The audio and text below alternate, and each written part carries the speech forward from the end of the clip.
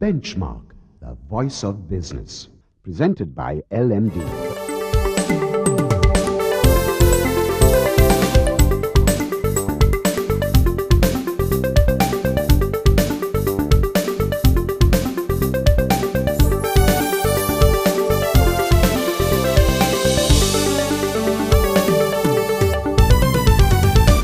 On this week's edition of Benchmark, in our first installment, we take a look at some pressing issues around the world, starting with commodity prices and food price hikes. Then, in our feature segment, we turn the spotlight on Priyani Ratnagopal, country head IIFL Securities Ceylon, for her views on the outlook for investor sentiment. And we wrap up this edition by tuning in to Hasta Premaratne, market analyst and LMD columnist, to find out how the large IPOs in the pipeline may affect the market. That's our lineup for Benchmark this week. Hello and welcome to Benchmark. I'm Anushan Selvaraja. This week we take a look at some global concerns that continue to make headlines in the world press. All over the world, policymakers are grappling with the issue of rising commodity prices, and the future of food in particular is making many people anxious. In fact, the global food system will be squeezed from several different directions simultaneously in the next 40 years, according to a report released by the UK Government Office for Science. And climate change is a major pressure factor. The report warns that unless the footprint of food production on the environment is reduced, the capacity of the earth to produce food for humankind will be compromised. Other drivers that can affect food prices are armed conflict, natural disasters, breakdowns in regional or national governance, and shocks in other commodities, particularly the price of oil. And as we all know, all these are currently causing global unease. Zooming in on one such calamity that had the entire world in shock, Bloomberg Businessweek says that before the natural and nuclear disasters of March, Japan has been in a funk for a long while. It seems the belief that an individual can make a difference has slipped from the Japanese psyche since the early 1990s. But the nation has a rich tradition of community service, and this needs to be revived to help Japan seize the future, the magazine asserts. The country must bring changes to tax laws to stir up feelings of philanthropy, and the people of Japan must embrace the idea that a robust non-profit sector has the same stature as the three main pillars of society: the ruling party, the bureaucracy, and business.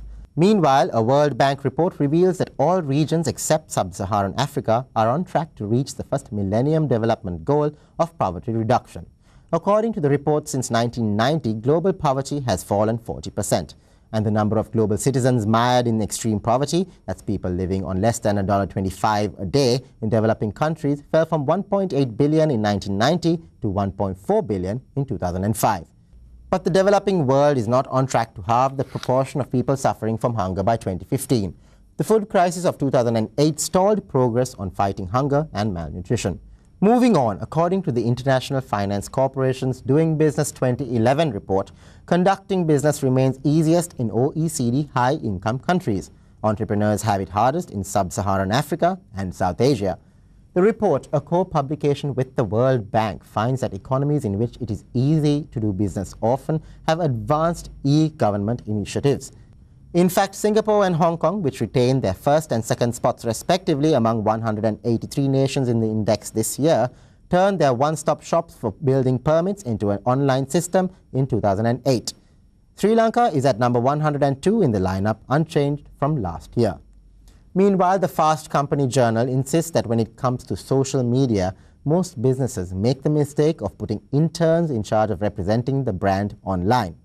The journal says that to make the most of social networks, interaction must be placed in the hands of qualified and trained people to communicate effectively and strategically. A formal policy on employees' use of social media should include training guidelines and insights to help them excel in new media on behalf of business. Training is routine for other aspects of business such as customer service or sales, so the same should apply to social media. To take a quick look at the world's largest economy, there are signs that the US labor market is improving at long last, just when many other macro indicators are wavering. But it will change track on account of crises in many parts of the world. According to Reuters, analysts are mainly optimistic but opting for a wait-and-see approach. The unemployment rate fell by more than expected in December-February period, coming down nearly a full percentage point since November. Other indicators began to flicker when global trouble spots started to multiply. As for the world's next biggest economy, London's Financial Times reports on mounting concerns over the Chinese economy overheating. Official figures reveal the economy grew faster than expected at the end of last year, and inflation remained above target. It's time now for a quick commercial break. When we return, we ask Priyani Ratnagopal of IIFL Securities Ceylon whether we are making the most of peacetime. Stay with us.